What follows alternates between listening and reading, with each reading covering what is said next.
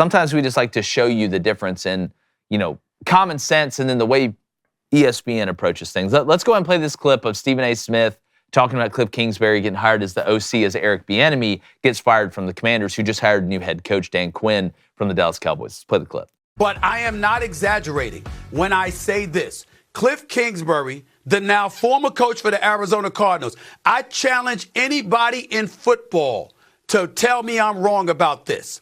This man is more known for his relationships with quarterbacks and that fly-ass crib he had during the NFL draft when COVID was going on and we saw where he's more known for that than he is for winning football games. We look at a guy like Kliff Kingsbury, and you know what we see as black folks?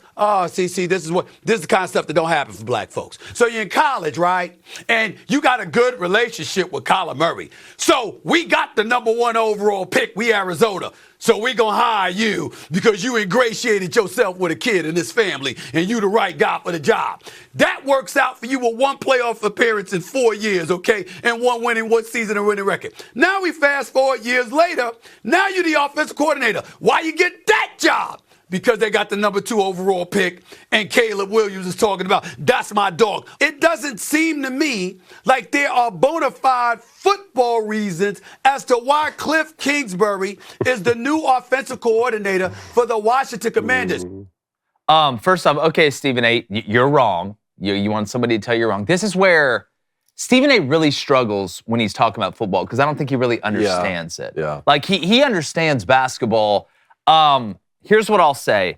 As far as the race thing, I think there's some people, the Stephen A. Smiths, the Jamel Hills, and they're on 2 different levels. They're not going to be happy unless every coach and player in the NFL is black. Yep, you're right. They're not going to be happy until there's no more white people in sports. That's what they want. The funny part is, like, it's really the most kind of racist way to look at it.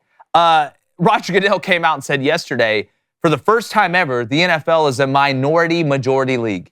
51% of the employees in the NFL are black, Hispanic, or minority. Not white. Enough, it's not enough, though. You want 100%. I'm going to get to the Kliff Kingsbury part in a minute.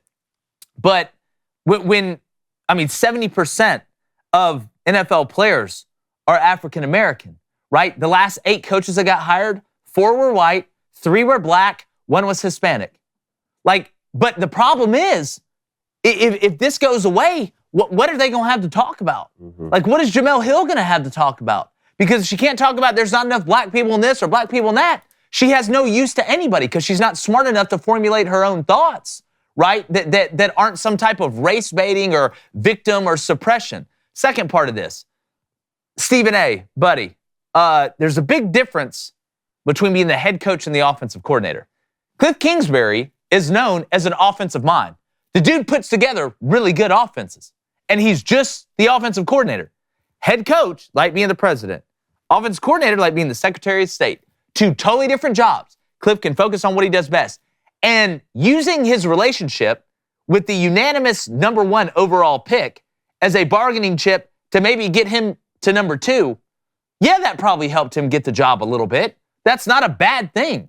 So it's a bad thing that offensive coordinators have relationships with quarterbacks that are really good? Like, that's a knock on somebody? I don't understand that part, David. I'm glad that you brought up the difference between being a head coach and an offensive coordinator because I pulled a stat here. Because I'm not convinced that the Atlanta Falcons made a great hire with Raheem Morris, and I hope that I'm wrong because that's my home state. I hope they did a great job.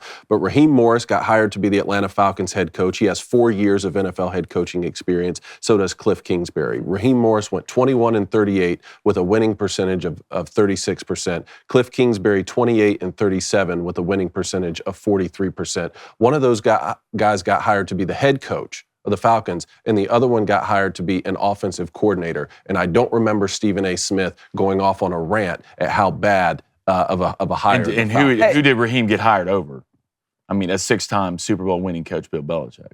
True. So, that's an anecdotal thing. Sometimes I don't agree that sometimes white guys get hired that are bad, that I think is a bad hire. Sometimes black guys, it's anecdotal, I understand that, but it's turned into exactly what you said, where we're only going to ride for guys who match up with our certain intersectionality. Yeah, well, Stephen A. goes on different platforms and says different things. He caters to the audience. He goes to ESPN, race baits. Then he goes on Fox News and Hannity and acts like he's, in the center. I'm a guy that's just, this, that, and the other. He talks out of both sides of his mouth, which is sad. But I guess Antonio Pierce is racist for not hiring Eric Bieniemy now or interviewing Kliff Kingsbury.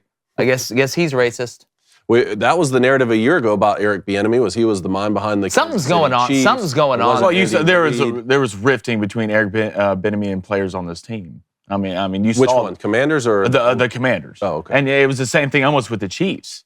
And you guys, that's why Eric Bieniemy really never got a head coaching job. The way he treats players. I didn't hear. Yeah, I've seen many players come out and to say the way Eric Bieniemy treats players is not really behind it. So I'm not surprised by this firing. You hired Dan Quinn, and remember Eric Bieniemy, the Sam Howell did good, but they were the leading passing team in the NFL. All right, and that's not a Dan Quinn coach. Dan Quinn wants to play defense and run the football. Yeah, well, I wish he would have played defense against the Packers. YouTube, hit that subscribe button. Thanks for stopping by. Make sure you hit that like button. Turn those notifications on as well. We'd really appreciate it.